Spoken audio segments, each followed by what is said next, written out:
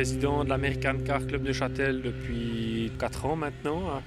C'est un club qui a été fondé il y a à peu près 25 ans en arrière par une groupe de passionnés de voitures américaines qui ont décidé de faire un petit club entre eux. Et puis le club maintenant regroupe une cinquantaine de membres. Il y a des fois on est descendu un peu moins ou un peu plus, ça dépend des années. C'est tout par période, c'est difficile à dire parce qu'il y a 2-3 ans en arrière, on était un peu moins de membres. Puis étonnamment, maintenant que l'essence est plus chère, on a un peu plus de membres. On a accueilli 3 nouveaux membres en cours d'année. Là, j'en ai 2 qui m'ont dit qu'ils allaient s'inscrire encore. Donc étonnamment, c'est pas ça qui retient les gens, mais les gens ont aussi envie de se mettre dans un club de façon à discuter entre passionnés, d'avoir des adresses pour refaire, trouver des pièces ou réparer des voitures. Et puis retrouver un peu des fois les historiques des voitures, des choses comme ça, de façon à avoir un suivi. Alors, qui sont finalement les membres de votre club?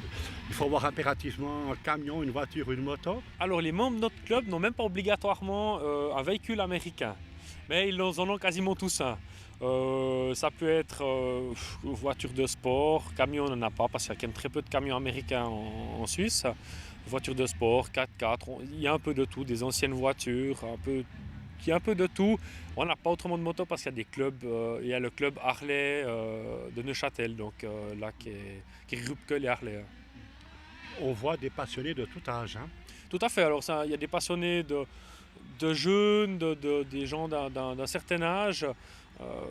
Ça regroupe un peu de tout. Je crois que les gens qui sont passionnés de voitures américaines, souvent de grosses voitures comme ça peut être un rêve d'enfant qui se réalise à partir d'un certain âge parce qu'on a un peu plus les moyens, parce qu'en général tous ces gens-là ont quand même une autre voiture pour rouler tous les jours. Il y a un peu de tout vraiment, que ce soit dans les âges ou dans les classes sociales, il y a vraiment un peu de tout.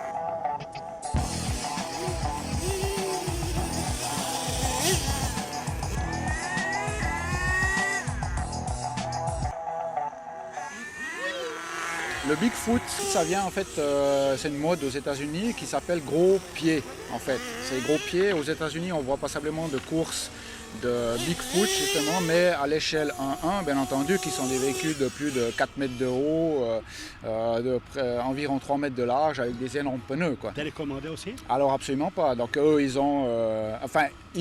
se donnent les moyens de faire à l'échelle 1-1. Alors que nous, disons que pour un Bigfoot, mini Bigfoot justement, on garde un petit peu cette mentalité grands enfants, on se fait plaisir avec ces petites choses et puis on a un petit peu cette mentalité ouvert à tous, on est tous une bande de potes, il n'y a pas de blond, de noir, de gris ou de jaune, tout le monde est à la même enseigne et puis on essaye, nous les plus anciens, entre guillemets, on essaye d'un petit peu initier les jeunes, leur apprendre tout ce qui est réglage, tout ce qui est technique sur les moteurs, ou bien technique sur les roues, parce que les modèles de base, on a la possibilité de les modifier énormément. pour avoir des débattements de suspension plus grands, pour avoir des moteurs plus puissants, pour avoir, pour faire une sorte de compétition, si on veut bien, quoi. Oui, alors justement, vous les faites, le but c'est de les faire aller vite et bien. Voilà. Vous faites des courses aussi alors? Alors il existe en France, malheureusement en Suisse on est un petit peu mal loti par rapport à ce genre de course parce que ça fait du bruit, puis en Suisse les gens n'aiment pas beaucoup le bruit. Il existe en France des courses de MCT en fait, ils appellent ça. Et puis ce sont des courses, donc il y a un championnat qui existe en France et c'est par région en fait, par région dans la France, chaque région organise son propre championnat. Et il y a possibilité justement après de grimper dans ces championnats. Mais l'avantage du Mini Monster, c'est que ça reste quand même bon enfant sans pour autant rentrer dans une compétition style les Jeux Olympiques ou des choses comme ça. Pour un qui débute, il doit compter combien d'investissement pour commencer? Alors si on prend le modèle de base, sorti d'usine, en fait, il n'y a pas passablement de marque qui le propose, mais un modèle de base, il faut compter environ dans les 600-700 francs pour le modèle de base. Après, c'est clair, il faut s'équiper de ce qui est benzine. La benzine coûte très cher, c'est quasiment, nous on paye presque 90 francs pour les 5 litres. Donc c'est de la benzine qui coûte cher, c'est de la benzine au nitrométhane, donc qui est extrêmement plus performante. Et puis, disons, grosso modo, aux alentours des 1000 francs, on arrive à s'en sortir avec un modèle, une bonne télécommande et puis quelques pièces à côté, un petit peu pièces performance, comme on appelle ça, quoi.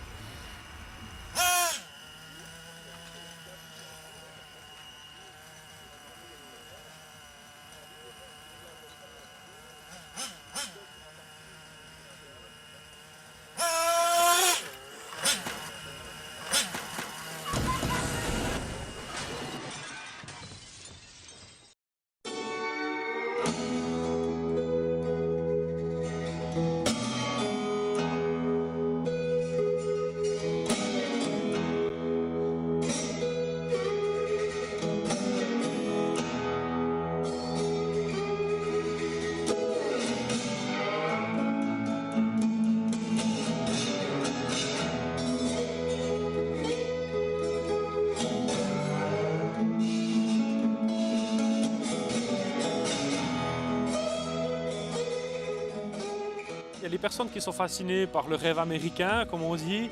Et puis pour eux, les voitures, comme on voit dans les films américains, c'est les grandes voitures américaines sur les routes désertes, toutes droites. Et puis il y a aussi le côté de gens qui rêvent de véhicules qui ne sont pas comme les autres. C'est clair que c'est des véhicules hors normes, souvent qui sont quand même beaucoup plus grands, qui ont des dessins différents. Il y a aussi ce rêve-là de la voiture qui sort de l'ordinaire, qu'on sort que le week-end ou bien les jours où il fait beau pour aller se balader comme ça. Donc pendant ces réunions, on partage la même passion, il y a des voitures qui s'achètent, des voitures qui se vendent, des pièces qui s'échangent. Alors il y a souvent des voitures qui s'achètent et qui se vendent parce qu'il y a quand même souvent des gens qui ont des voitures américaines qui cherchent à les vendre, qui profitent de choses comme ça pour les vendre parce qu'il y a des passionnés, il y a des gens qui n'en ont pas à la limite mais qui rêvent d'en acheter une. Il n'existe pas vraiment de garage de voitures américaines, excepté des voitures récentes comme ça, mais des voitures anciennes ou qui ont un certain âge, il n'y a pas de garage vraiment. Donc les gens vendent leurs voitures ou dans des manifestations comme ça, ou alors par le site de Internet, des journaux ou d'autres choses. Et pourtant, Dieu sait que c'est des voitures plutôt critiquées maintenant quand même. Mais elles sont critiquées plutôt pour des problèmes d'essence, parce que c'est vrai que c'est des voitures qui consomment pas mal, mais il faut pas oublier que c'est des gens qui ne vont pas rouler tous les jours avec. C'est des voitures qui sortent le dimanche, qui sortent quand il fait beau. C'est pas des gens vraiment qui roulent en permanence avec. Et puis la plupart des gens font quand même attention à leur consommation d'essence. Ils évitent de mettre des coups de gaz pour rien du tout.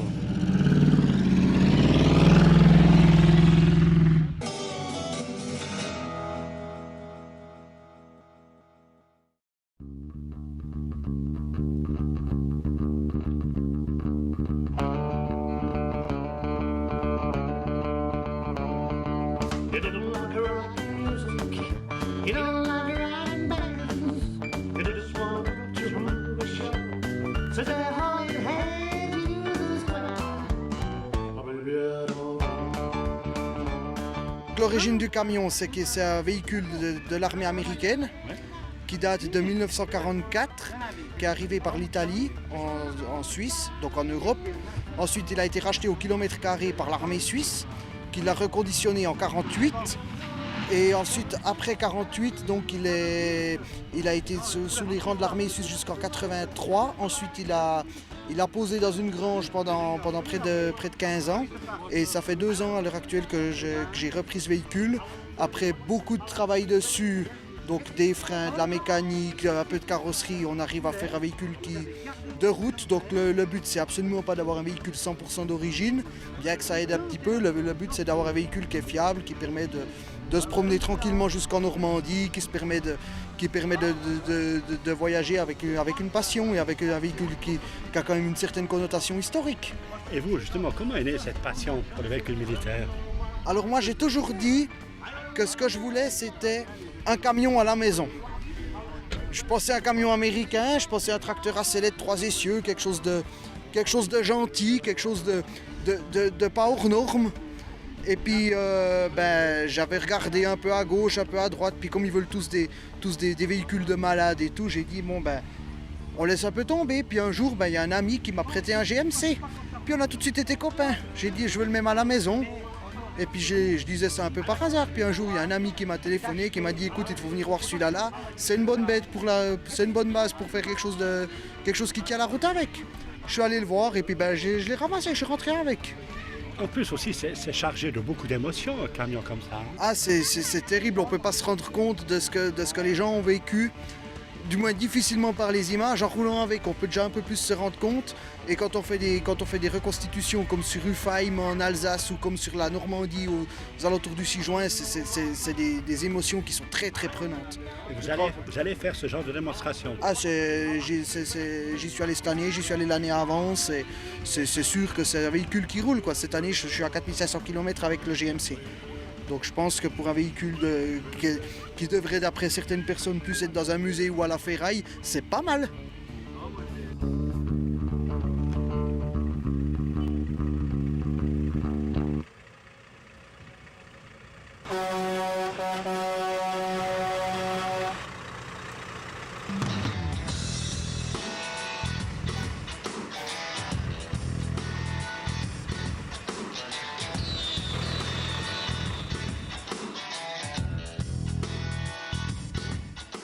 C'est un camion que j'ai acheté il y a 2 ans. Il vient du Mexique, mais il a été vendu neuf en France. Je l'ai acheté tout neuf, quoi. Pour mon travail de tous les jours, qui consiste à faire de la charpente, de la couverture. J'ai une entreprise en France, quoi. Donc vous travaillez avec, c'est pas seulement pour le fun? Plaisir, et puis niveau entretien, maintenant c'est beaucoup moins cher que les camions européens, quoi, de toute façon. Ouais. Pourquoi ça? Il y a beaucoup moins d'électronique, la mécanique plus ancienne que ce qu'on a à l'heure actuelle, quoi. C'est encore la bonne vieille pompe à graisse, il faut encore faire tous ces trucs soi-même. Et dans le temps, c'est plus bénéfique que ce qu'on a maintenant à l'heure actuelle, quoi. Mais les pièces, pas facile à trouver, ou bien? Je trouve tout à Strasbourg en France, ou alors j'ai un ami qui est à Montréal, il m'envoie tout, j'ai tout sous 2 jours, quoi. Est-ce que ça consomme beaucoup plus que les camions européens? Non, pareil. C'est pareil, je suis à 37 litres avec 37 litres au 100.